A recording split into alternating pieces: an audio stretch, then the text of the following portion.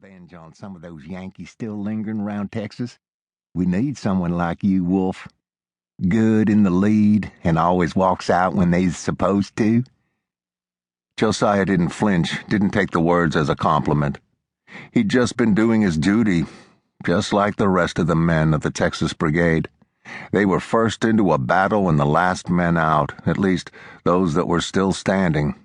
The losses suffered by the brigade were immense. Even now, Josiah could taste and smell the odor of the battlefield, gunpowder and blood, just at the thought of it.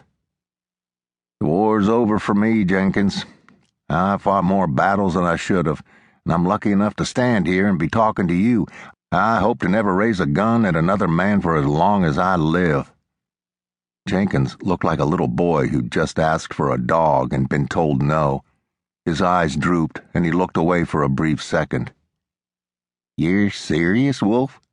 A man like you, laying down the gun? I sure hope to. That'll be the day. It wasn't Jenkins who spoke. The scrawny boy had slowed his walk at the first utterance of Josiah's objection and was about a step and a half behind Josiah, his head lowered deeper to the ground than it had been before he spoke with the offer to keep them all together. The voice belonged to Charlie Langdon, another Searville boy who'd fought alongside Josiah.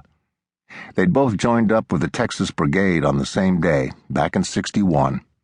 Charlie took to the war and killing like a coyote takes to sneaking about. He was good at it. Had no conscience, no regrets about the pain and blood he left behind. Josiah, on the other hand, had to season himself, become accustomed to taking another man's life, if that was possible.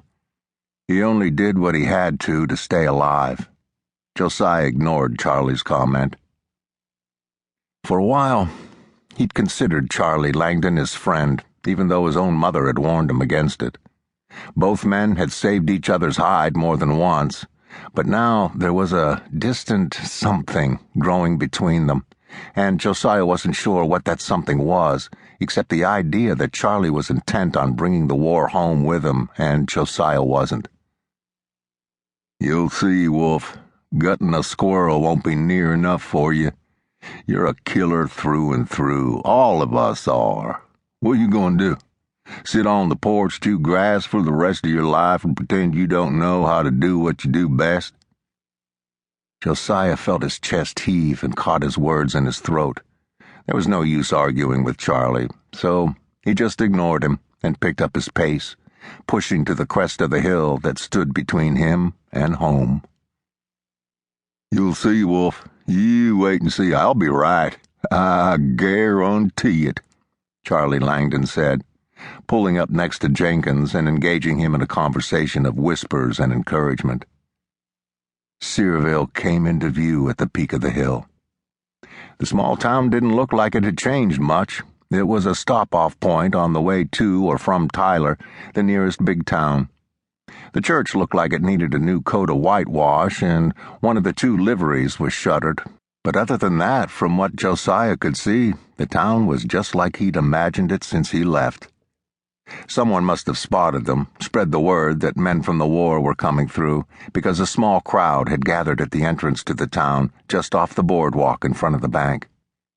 Main Street was dry, the ruts hard, like rain had been sparse in the last few weeks of spring.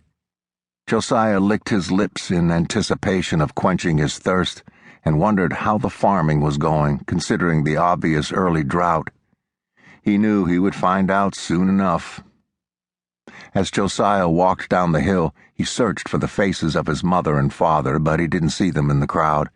Maybe they were deeper back, standing behind someone, or maybe word hadn't gotten to them yet about the arrival of the soldiers.